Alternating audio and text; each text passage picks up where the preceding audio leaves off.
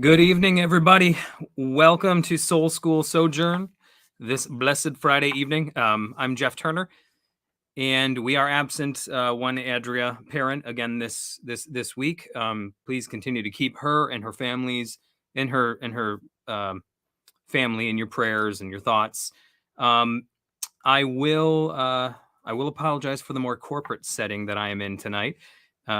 My internet was not doing so well. In fact, it's never the greatest, but it's been a little less great than it normally is the last week or so. So I figured I would go somewhere where it's a bit more secure.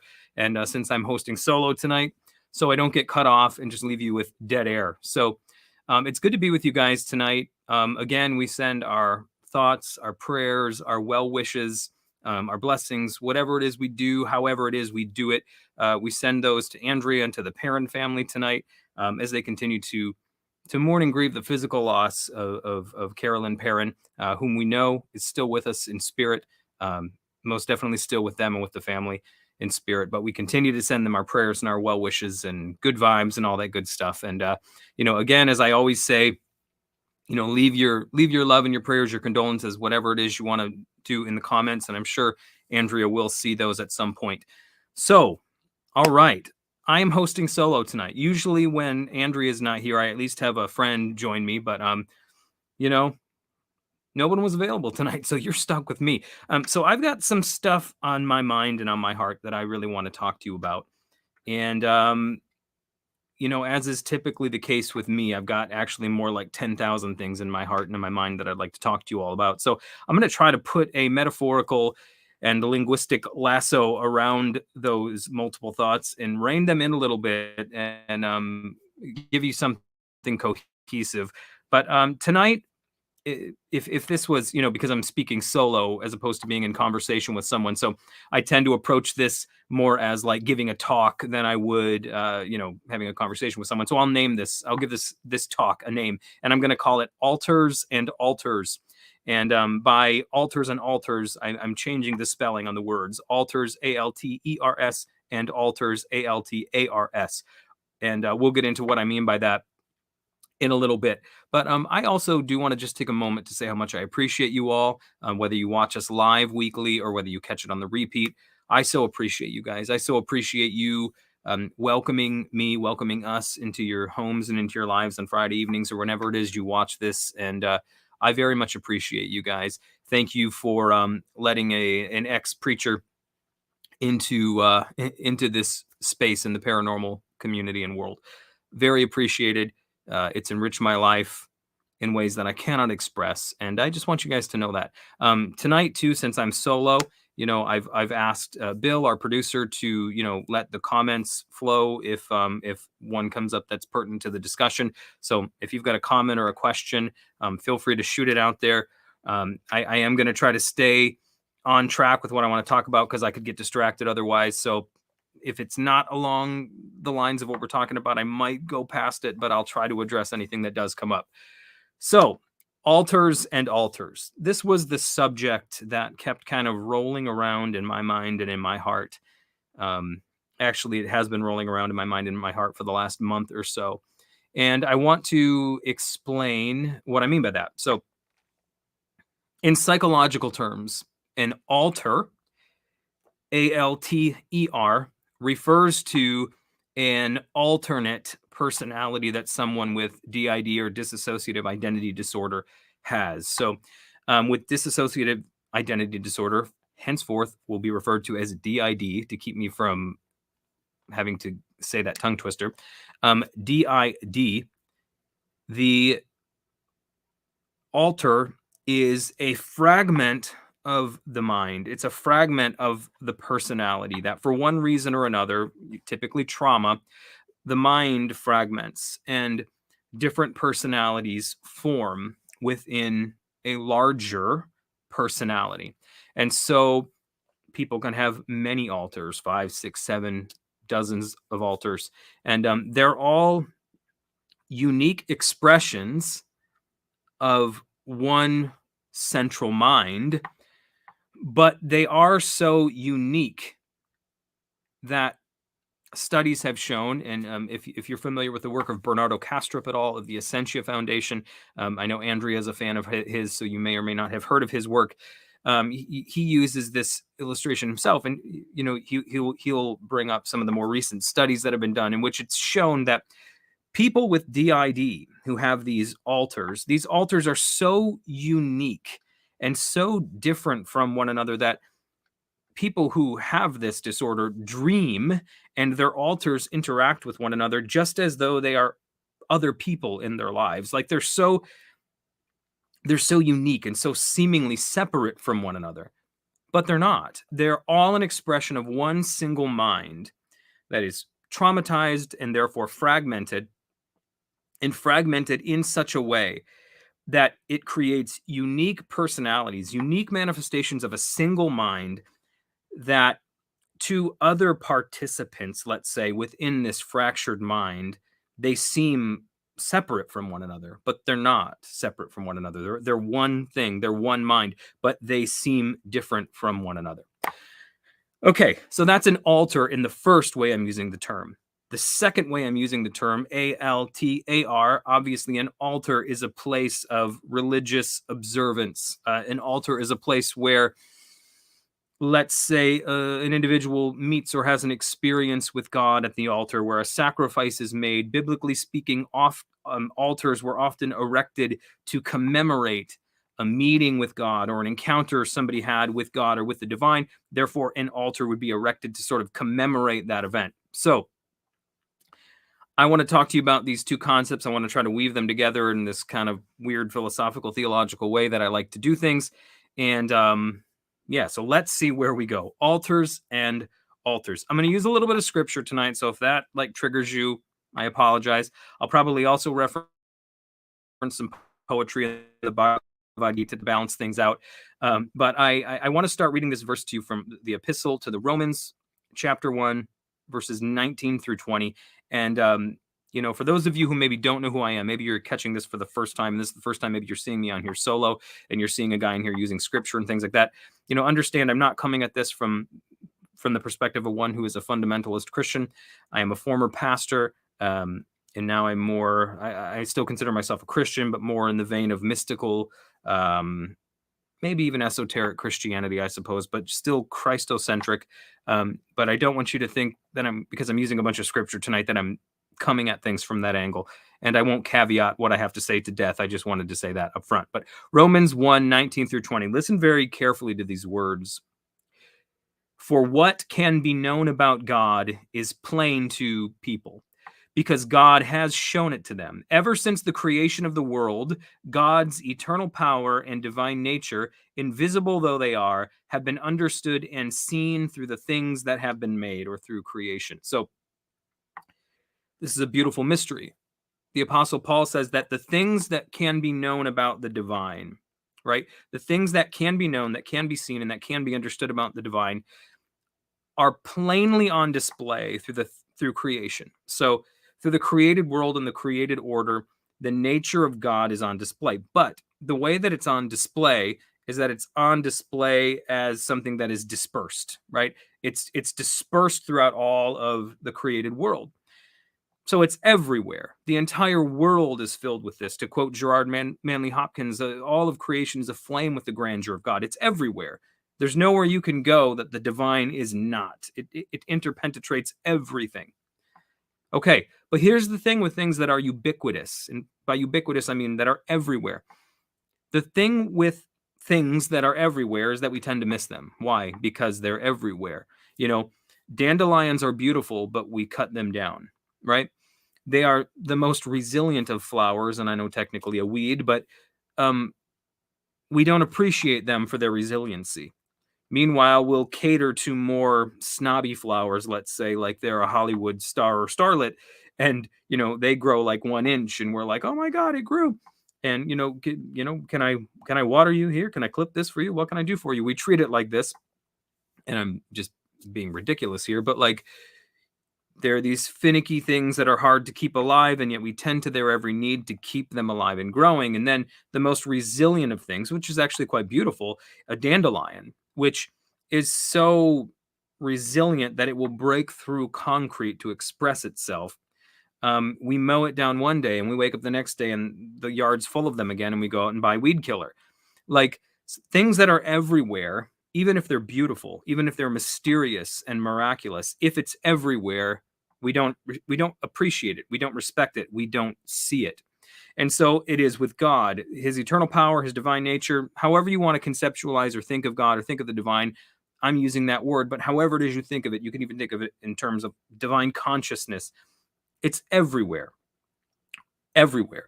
All created things are fiber optic cables through which the light of this divine mind shines. And we are that illumined tip at the end of that fiber optic cable that the light of the divine is streaming through and to. It's everywhere. But because it's everywhere, we tend to miss it. Because it's everywhere, we tend to not see it. We overlook it. Okay. And so here's what happens. Like if you're looking at the biblical narrative, for example, God begins to encounter people. God begins to encounter human beings. People begin to have encounters with God. And again, I'm using Christian and Old Testament language here, but this is true in all religions, pretty much. That individuals begin to have encounters with God in this world that is absolutely pockmarked with the presence of God, but the presence of God is unseen because of how ubiquitous it is. Okay, so people start to have experiences with God, and these experiences will liken unto altars with an AR, the religious, in the religious sense of the term. And so here at these altars, people experience God, and they experience God in certain ways that are unique to them. They experience God in ways that are unique to their experience, that are unique to their time and place in history, that are unique to their just who they are as people. And they have these encounters and they build these altars. And what happens is these altars with an AR become altars with an ER in terms of the divine mind, let's say. So you have the divine mind that's everywhere. It's spread everywhere.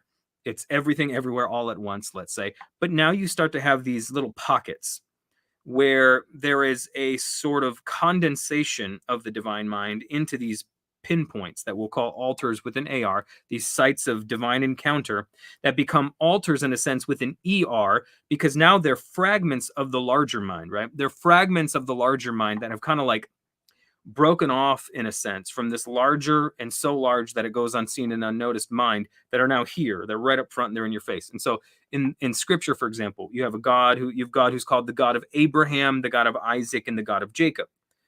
Why? Well, because these individuals encountered God in certain ways. So when somebody says he's the God of Abraham, that's an altar, because Abraham had an experience of the divine, an altar with an AR, and therefore the divine mind here congeals and becomes an altar with an ER, an expression of a larger personality manifesting itself within the overall personality, like as something now that you can see, that you can touch, that's dense now. It's not just everywhere, everything everywhere all at once. It's something here, right now that you can touch, taste, and experience. And so what's the God of Abraham? Well, it's God as he manifests himself in the life of Abraham. Who's the God of Isaac? Same thing. God of Jacob? Same thing. God of Moses? Same thing. God of Krishna? Same thing. God of white elk? Same thing. You know, there's these moments and there's these altars. There's these moments of encounter where the divine mind, which is everywhere present, right, becomes localized in an altar, and that altar with an AR becomes, symbolically speaking, an altar with an ER, right? And now this mind that's everywhere is condensed into these small pockets where you can experience it and you can see what you formerly could not see. Okay. Now, I know this is a lot of stuff, but I'm bringing it around somewhere.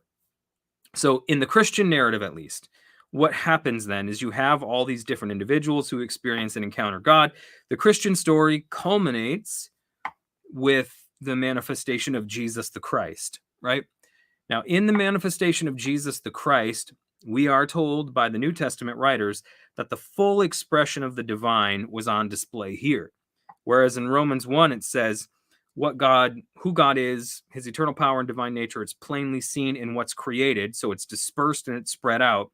We're told now that in Jesus, it's all brought together. It's all brought together in this one place. So all of those things that were spread and dispersed, that manifested in these altars, and altars now come to a single point in the person of Jesus. And we're told that everything that can be known of God can be known through this person. Now, some will say that's rather limiting to say that everything can be known about the divine can be known through Jesus. Well, that doesn't mean that everything that God has ever said, you're going to learn through what Jesus said. That's not the point. The point is the principle that the Christ represents is sort of an icon that you can interact with, and in that interaction, experience everything that there is to experience concerning God. So what does that mean? Well, what is the principle of the Christ? The principle of the Christ is this, that in the person of Jesus, at least theologically, you don't have to believe it literally, but at least metaphorically and symbolically, in the person of Jesus, humanity and divinity exist with one another in perfect harmony and in perfect unison. There's no separation. One is not reduced, nor does it suffer because of the presence of the other. There were debates in the early church about, was he like half God and half man, and the conclusion they came to, which is a philosophical and theological one, it's certainly not scientific, but was that he's God and man completely, both in perfect unity. And so that's the principle of the Christ, is that spirit and matter are perfectly joined. There is no distance between the two. That's the principle of Christ. So in the person of Jesus, we're told that everything that can be known about the divine, it can be known through this person, which is to say that everything that can be teased out and understood about the divine, about the spirit world, can be teased out and understood through this principle of the Christ, that humanity and divinity are one. There is no separation. There's no such thing as separation. There really is no veil that separates this world from that world. It feels like it, right? It feels like it. But most of you watching this, you're at least interested in the paranormal. You're at least interested in the concept of spirit and of the beyond, let's say. Well, that beyond is always in your midst. These two worlds, it's not even that they're parallel to one another. It's that they're one. And sometimes we are more aware of one than we are of the other. But if you block one of your eyes, well, you no longer have depth perception. If you close one of your eyes and you're only looking out of one eye, you now lack depth perception. You can perceive height and you can perceive width, but you cannot perceive depth.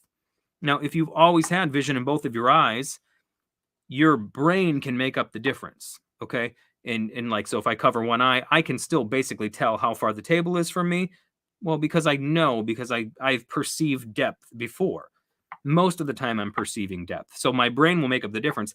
But if I've never had depth perception, right? If I only could ever see out of one eye and I've always lacked depth perception, the world is, for all suits and purposes, two-dimensional. And I move into it and I'm walking around in it. And it's weird because I can tell there's depth to the world, but I can't really perceive it ocularly. And I remember watching a documentary once about a woman who she was born without vision in one of her eyes, and a doctor was working with her, some kind of therapy where he was helping her regain vision in this eye. And so she had never perceived depth the way that most of us are accustomed to perceiving depth. And she was at her kitchen sink one day, and all of a sudden, whatever exercises they were doing or treatments they were doing kicked in, and all of a sudden she could see out of both of her eyes. And she said she just freaked out because all of a sudden the world that was flat to her previously she could perceive depth. And she said she just sat there staring at her kitchen sink, unable to grasp that it was jutting out at her. She was just like, what? She said she stood there for hours just staring at the faucet.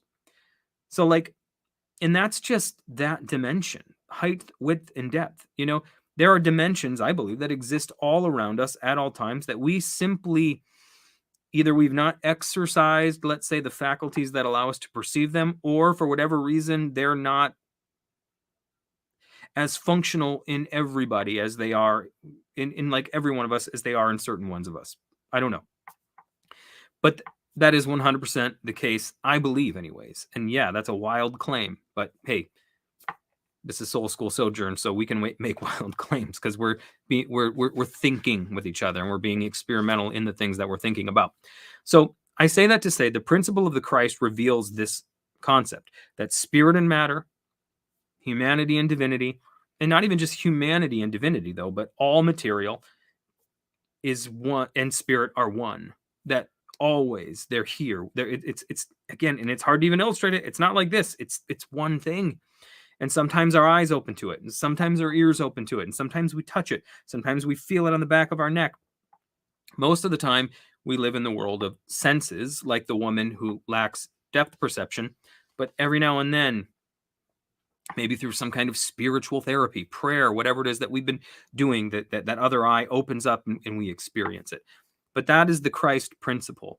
And it manifests itself in Christianity, anyways, in the human life of Jesus. And so we're told that everything that can be known and understood about the divine can be understood through this principle. But my point in all of that is, and I kind of went off on a little tangent, but the point of all of that is to say that this God who has dispersed his divinity throughout all of creation gathers little pockets of it in these altars of experience with people, and that these altars of experience with people become altars in the sense of like personalities within personalities. So we're knowing God in fragments, we're knowing God in bits. We can look at this person's life and we can understand a principle. We look at this person's life and we can understand another principle about God. But what the scripture teaches is that in Jesus all of them are brought together and presented to us. And it said, here now is the whole thing. Here's the whole mystery unveiled to you. The cool thing is, it keeps going deeper than that, because the Apostle Paul tells us that his mission was to not unveil to people Christ in the sky or in the heavens somewhere. He said that his mission was to unveil to people the reality of Christ in them, which he called the only real hope of future glorification, was that you understood the principle and the reality that the Christ was within you, right? So here's the cool thing, and I know this is a lot of theology and a lot of maybe woo-woo sounding stuff, but the idea is this: you start with everything out here. The divine nature, plainly seen through creation. It's all out here, and therefore it's all out here and it's everywhere, and therefore it can be hard to perceive. But you have these altars of experience where God is revealed a little more clearly, and they become like altars, like other personalities in a way, but they're actually fragments of a personality that just jut out and manifest and appear. And we're looking at all of these fragmented bits, and we're trying to understand this larger thing that we couldn't understand, that now is becoming a little more clear by all these little points, these altars and altars.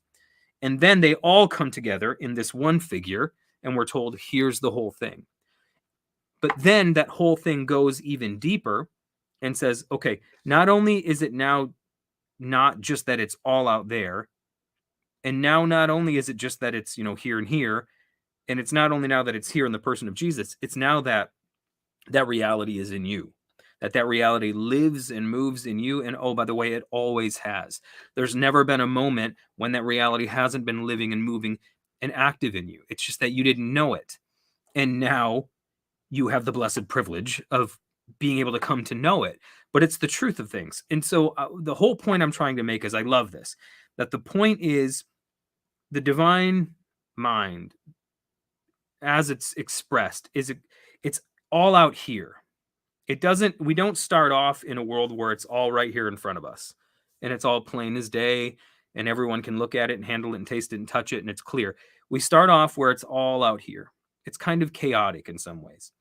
And then throughout time, it starts to be drawn closer and closer together. And we have these altars and these different manifestations of the divine mind. And we're trying to understand things in fragments. We've got a religion here, a religion there. We've got, Hinduism, we've got Christianity, we've got Buddhism, we've got indigenous traditions, we've got, mushroom cults. We've got all these different expressions of this divine mind, all of these altars that pop up in the larger collective. And they're all being drawn together, and they come together in this single point whose message is there is no separation. Everything is one. All right? Humanity, divinity, matter, spirit, one thing. Always have been, always will be. And then it continues to go in and says, oh, and by the way, that reality is and always has been in you. It's the truest thing about you. And so the beautiful thing is, it's taking fragments and it's bringing them into unity. It's bringing them into wholeness. Okay. Now, on the flip side, whenever you read about the concept of the demonic, in Scripture, let's say, it has a certain quality to it. And people often ask me, what, because I'm more a progressive theologian, I guess you could say, and I'm not a biblical literist at all. So people often ask, what do you think about demons? What do you think about like the demonic stuff?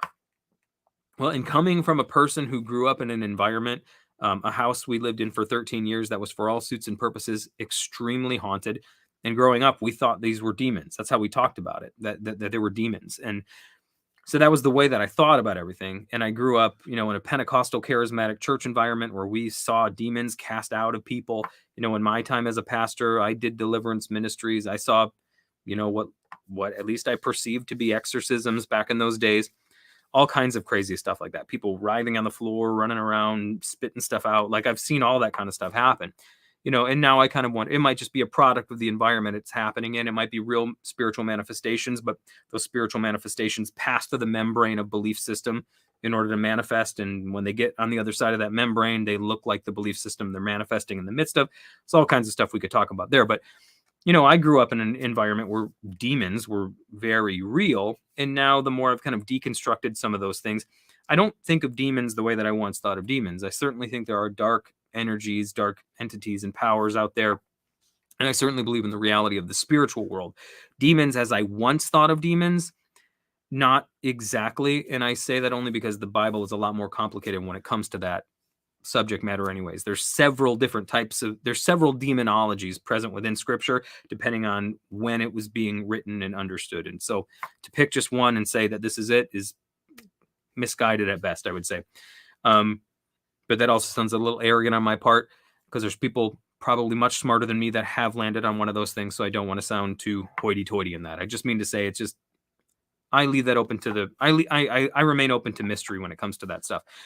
But what I will say is this, at least in terms of symbol and in terms of principle, because that's typically how I'm looking at things.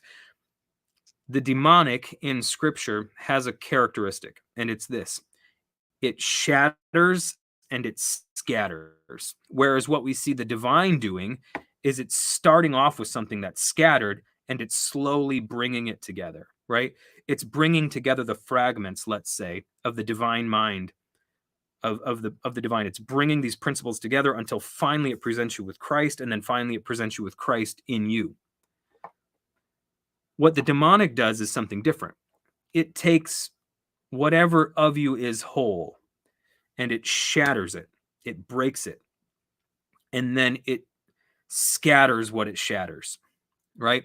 It scatters what it shatters. It disperses your energies. It disperses your just who you are. So you can't reform. You're not a whole person, right? So it's kind of like the opposite of what therapy would try to do to someone with DID, where you're trying to get them to gather the altars and realize you are one mind, not 20 or whatever. The demonic manifests as that which does the shattering and then the scattering. So for an example, there's an interesting story that takes place in the Gospels where Jesus goes to a place called the Gadarenes, and he's met, every account in which this story is told, it says he's met by one man, except for in Matthew where it says he's met by two men. And it says they're demon-possessed individuals. And it says let's say he lives among the tombs, cuts himself, and basically howls at the moon all day and night, and has everybody in the region in terror. And so Jesus' foot hits the shore. This man comes running to him and says, what are you here for? Have you come to judge us before the appointed time? And Jesus says, what is your name? And the spirits from within this single individual speak and say, Legion, for we are many. Now, Legion was a troop of 6,000 Roman soldiers. So we're being told that this one individual was host of many entities. And I think it's interesting that in Matthew, the one man becomes two men. Now, why does that happen? I don't know. It could just be, because they're all retelling events, and events get retold differently. Or it could be something maybe more deep and psychological happening, where the actual figure of the man splits almost in splinters. And maybe if we're looking just on like a psychological level, because the point is you have a single individual who is speaking as a legion. who is speaking perhaps as 6,000, and that's probably not actually what that's meant to mean literally, but they knew and understood. Legion meant many. And so you have one individual speaking as a multitude of things. And they say, don't send us into the outer darkness, blah, blah, blah. And Jesus says, okay, go into the herd of swine over there. And so the spirits leave the man, go into the herd of swine, and the swine jump off the edge of the cliff like lemmings. And again, just indicating that there was this individual was fractured, shattered, and scattered. And there were these multiple, altars, let's say, on the inside.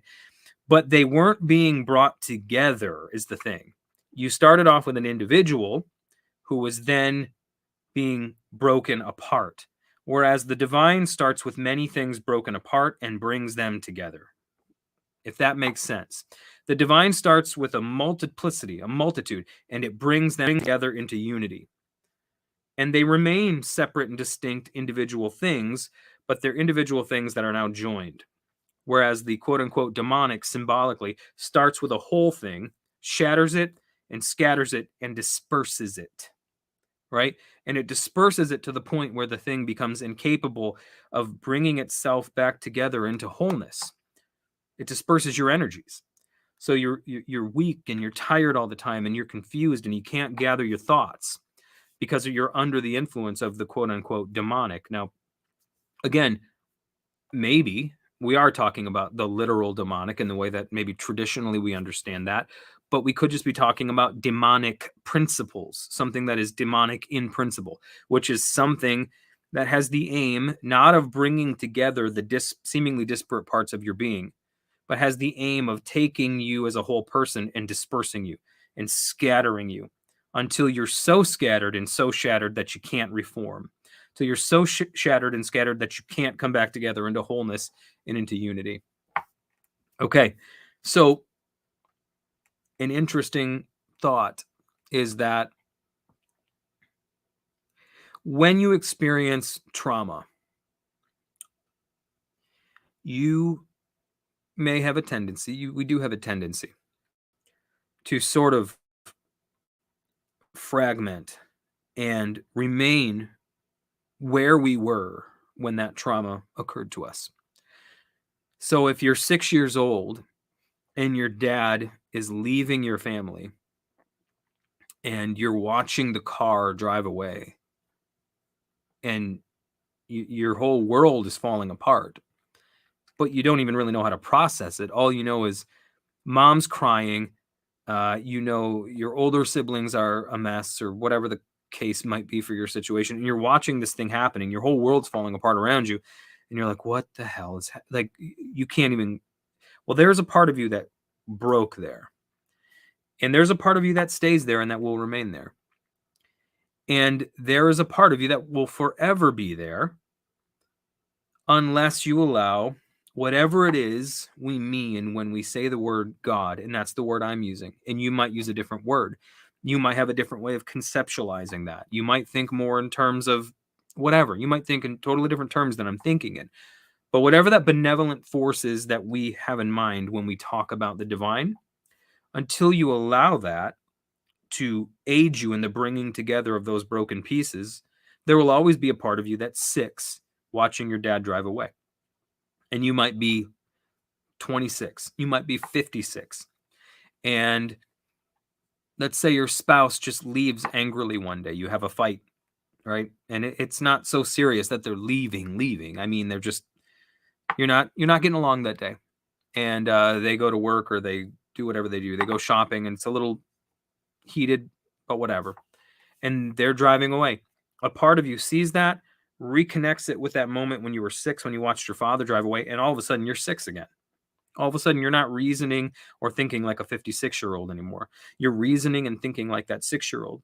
And you feel the same trauma. You feel all of it in your body, the same anxiety, everything that it comes back to you, right? Because there's a part of you that's there. You're shattered and you're scattered and you're still there. Or let's say it could be even less triggering than that. I mean, or the trigger can be less obvious than that. Let's say, I don't know, a spouse left you, or you had a loss and it came suddenly and it was traumatic. And let's say it was middle of summer and it was 4th of July time or whatever. Well, then every 4th of July, when you see when the air feels the way it does at that time of year, and you see the decorations up that are up that time of year, whatever, you hear the music playing on the radio that plays on the radio that time of year, there's a part of you that's always there in that moment. And look, with something like that, I'm not trying to say that that ever really goes away, but there's a difference between being stuck in a moment as a shard of your personality that is stuck, that you're constantly being sent back to in these moments of trauma. And then you're there feeling not only the pain of whatever it is you're feeling in the present, but your body and your mind don't know that you're not in the moment that you're being like mentally sent back to. And you have the same reactions. Your nervous system reacts the same way. Your body reacts the same way. You have an anxiety attack exactly as though you were receiving the news that you received in the memory that you're being taken back to, because the demonic, for lack of a better term, shatters us with trauma, with other things, and then it scatters these shards all apart. And so we're living our lives constantly going from here to there and here to there, and we're so separated from ourselves. We're so separated from who we really are as people. Like, we're just everywhere, right? And the dispersion just keeps happening and happening and happening and happening. And it's like you're going from this memory to that memory, this trauma to that trauma, and you're constantly just spreading out further and further and further. And the more you disperse a thing, well, eventually that's not just like deconstruction, eventually that's decomposition. And you're no longer you because you're so spread out, if that makes sense, right? So that is what the quote unquote demonic as a principle does. It breaks you, it shatters you, it scatters you. And again, you don't have to think of that word demonic in literal terms of little guys with pitchforks running around meddling with your life. I just mean the things that come at us in life, the antagonistic forces, some of which are not conscious. It's just the world as it is. These things come at us and they fracture us and they shatter us and they scatter us, and we find ourselves weak shells, unable to reform, like Bilbo says, like too little butter spread over too much toast. It's just like I'm too dispersed. I can't find any kind of unity or any kind of wholeness. And so I guess here's what I want to say, that we all have to find our altar. We all have to find that altar within this space where we're shattered, we're scattered, we're dispersed. And I think we're all kind of like that in some way. But we follow the divine pattern and the divine process that I laid out in the beginning, where we start off with dispersion, and then we begin to have these moments of enlightenment, these moments of encounter, and there's these little spots, there's these little places where we begin to experience something, well, as more real than just everywhere, right? And then eventually these altars, they become something larger. And then eventually that altar you discover within yourself. And that's the place of wholeness. And now that place of wholeness is still made up of all these fragments, but they're fragments that are now whole. You're not dispersed, if I'm making sense. You're not constantly moving from this shard to that broken piece to this broken piece to where there's no cohesion in your life. No, you're still all of that. You're still this complicated bundle of sometimes terrible events, sometimes happy events. You're still all of this, right? You're still all of this, but you're brought together. You're whole. There's a cohesion to you. And so, like, that's the power of, even in the so you can see this divine pattern play out even when you look at the Genesis account of creation. When God creates human, well, actually it starts off by saying that it's not like that God just starts off with a blank canvas. It says that the world, like the face of it's chaotic waters that God begins with. And God begins to speak words, and the words that God speaks kind of begin to create boundaries around the chaos. And so what is just chaos, because it's kind of like everything. It's everything without like the borders and the boundaries, right? The words that God speaks, these divine like fiat commands God gives, kind of symbolically begin to put boundaries and borders around sections and segments of the chaos, and it creates an ordered world. And so that continues on, that process continues when God creates human beings. Because what does he do? He takes dust. And what is dust? Dust is like matter, it's material, mineral, whatever. It's all kinds of things that are dispersed, right? They're not together. It's not what it once was. It's now decomposed stuff that's spread out. But God takes like this decomposed matter, these bits of mineral, whatever, and he brings it into wholeness, and he forms man from the dust of the earth, and then breathes, and then the breath kind of creates a boundary around these like dispersed pieces that are brought together, and this thing that's made up of all kinds of things becomes a thing, right? It is now a thing as opposed to many things. It is many things that is now a thing. And I know that might sound like stupid, but like that's the divine pattern. Like everything we're looking at right now, the computer's behind me, the shirt I'm wearing, like you're looking at many things. But what it appears to you as, it's a guy in a Smashing Pumpkins t-shirt sitting in a chair, talking to his computer with a microphone in front of him. But there's all kinds of stuff here that you don't see. Like, but it all looks like one thing because of how it's being presented to you, right? And because of how we perceive things. But we're like things that are many things. That's the pattern. And so that's what we see even in the creation account, right? So like, okay, you continue on in the creation account, and then what happens? God forms the animals out of the ground and he brings them to man, right? And he says, what? Give them their names. And when man gives them their names, it's like, I think what's being inferred in the narrative is that in the naming of the thing, it's also given like its role. Like it's also given like it's also given like it's what it is. It's given its identity. When he names it, it becomes what it's meant to be. Prior to the naming, it's like everything else. It's boundless potential, but it's all like this. It's all spread out. There's no real definiteness of purpose or anything else. It could be anything. But if something can be anything, it's nothing. Because it's not something until it's quote unquote named, and that boundary is kind of drawn around it, but it's a boundary not that restricts or limits. It's a boundary that liberates and sets free, and it sets you free to be like who you are. So that's kind of what I'm saying and putting down as the pattern of the divine in the world. That the divine is this, Romans 1. Everything that can be known about God, it's everywhere, all through creation.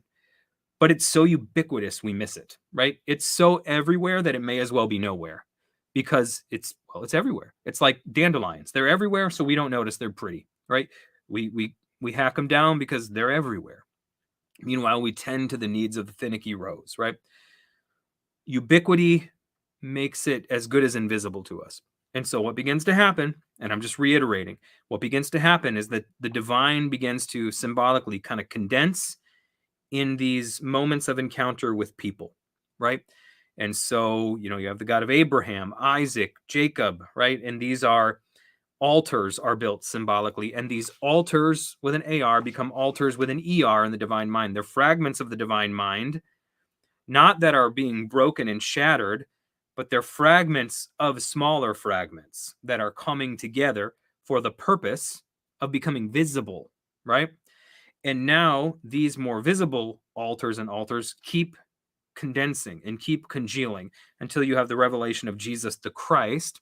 But then it keeps going even deeper until it's revealed that this Christ is in you, right? So it's gathering all of the stuff out here that's too dispersed to experience. It's constantly bringing it together into more and more wholeness, into more and more oneness, until you finally discover that you are whole, even though you're many things.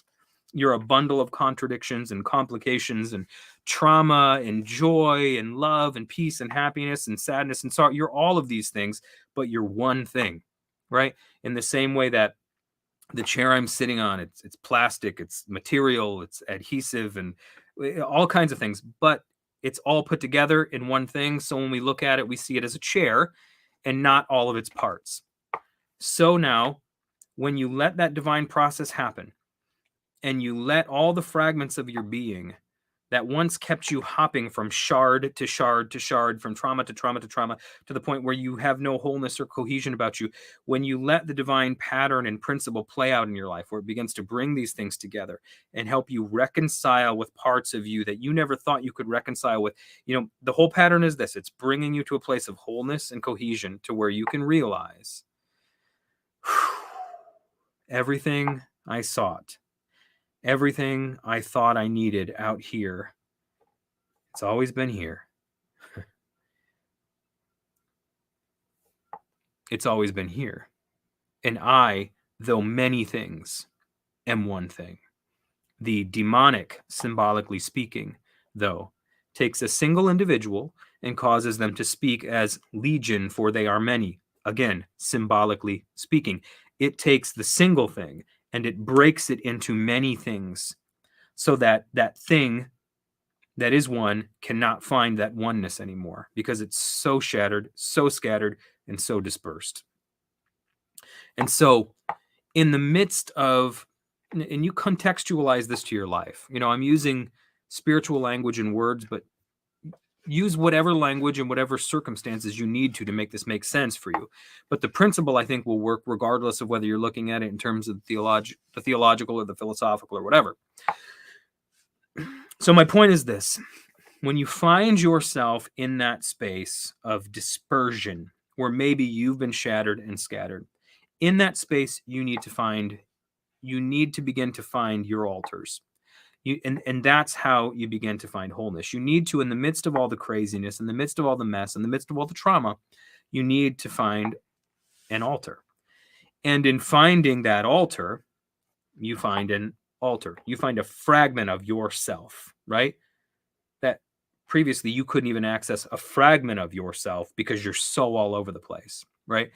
If you allow yourself that sacred space, you begin to find. So like for my journey, I grew up in a fundamentalist kind of Christian environment.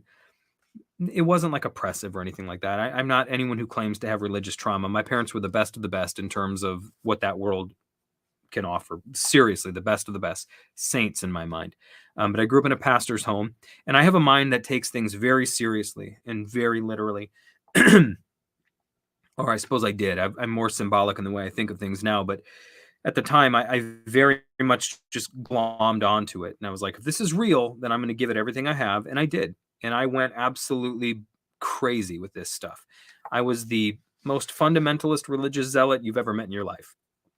I prayed 8 to 12 hours a day. I fasted every other day of my life. I preached hellfire and brimstone sermons that would, I preached some stuff that if I could go back and undo it, trust me, I would. But then I burned out on it all, right? But this was so foundational to who I was. It was so foundational to who I was that I burned out, and very slowly but surely, I lost my faith entirely. And for a season, while also being a pastor, and I was a pastor for 12 years, full-time, that's all I did. That was my life. I became, for all suits and purposes, an atheist, right? And I lost my faith. I lost it, and I couldn't find it. And because that was so foundational to who I was just shattered and scattered everywhere. I couldn't find myself. I could not find myself, because everything that was so sure and stable and steadfast and steady had just been broken. Like, it went from this solid structure to just sand. And it was everywhere, and I couldn't gather the pieces together. I couldn't find myself.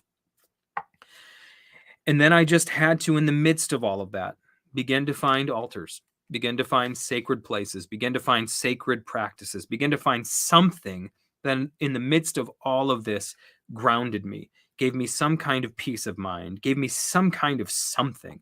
And sometimes it was something simple, like a certain song. I didn't have the spiritual practices anymore because I lost all of that.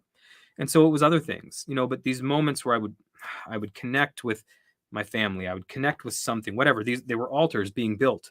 It was all the fragments being brought together in this moment, and it was an altar, and it was an altar. I was like, okay, I'm okay.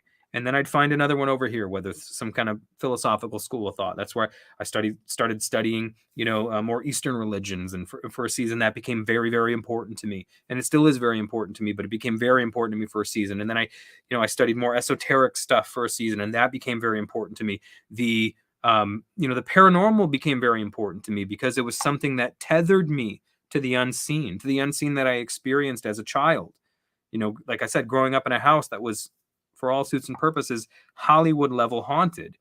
But when I became an atheist and a materialist for a season, I lost all of that too, even belief in any of that.